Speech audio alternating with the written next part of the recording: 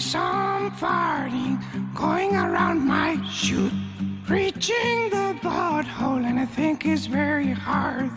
Yesterday I ate my lima beans, and since then I've been grinding all my teeth.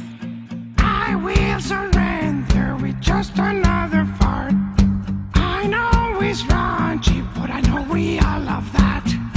There is a strange noise coming from my butt, blowing some sound that alert me of the fact the poop is coming. I can feel it, trembling stronger. It could be a false alarm. The poop is coming, it leaves me restless. I love the feeling, I think it's coming. I've been rolling in the poop. You can't stop the pooping, but I love it, I deserve it. My poop is soft and very smelly too, but all I want is to take a little sniff.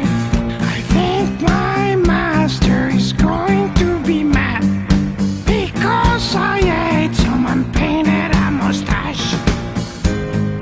It's so tasty, I enjoy it. It keeps me healthy, I might just have